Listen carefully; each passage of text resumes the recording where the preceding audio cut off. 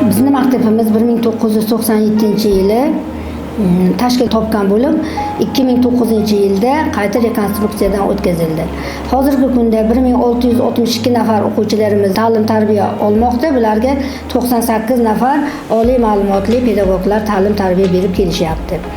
Maktabimiz 2014-yilda Vazirlar Mahkamasining qaroriga asosan inklyuziv ta'lim resurs markaziga aylantirildi.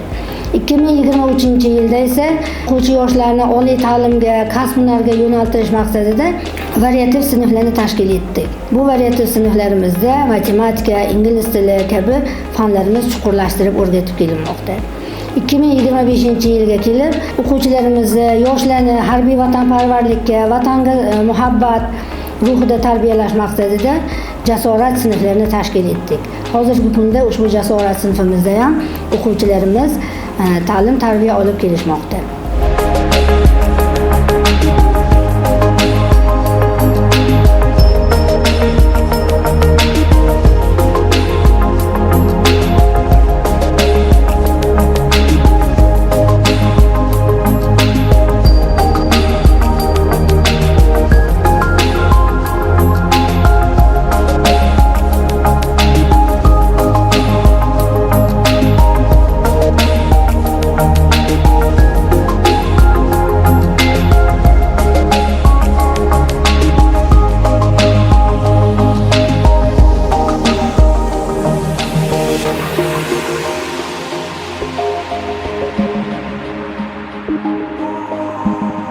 Men 11-maktab 8-D sinf o'quvchisi Ahmadxo'jayev Abbos Hoji IT sohasida ishlashga qiziqaman. Men bu soha bo'yicha o'quv kurslariga qatnashmoqdaman. Men bu soha bo'yicha front-end va back-end dasturchilik sertifikatini qo'lga kiritganman.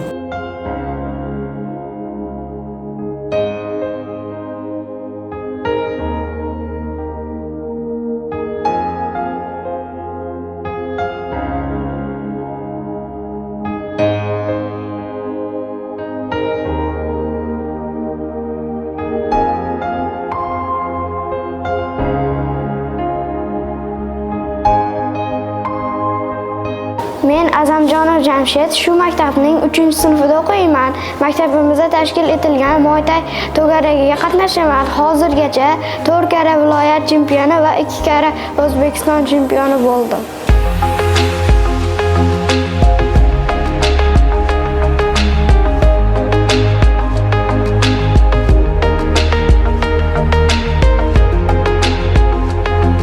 I am Khaimjanova Diyora. Now I achieve one of my main goals. I took certificates from English and Russian. Okay, my name is Mukhtarjon Abdullayev. I have reached a B2 level in international certificate. I'm studying at the 11th school and I'm interested in English language because it allows to communicate from different cultures and different countries. Hello, I'm Abdurrasul Raykhana, studying in 11th school for 3 years and finally took 6.5 from my English score and it's B2. I achieved so many things and the main achievement is nowadays my IELTS.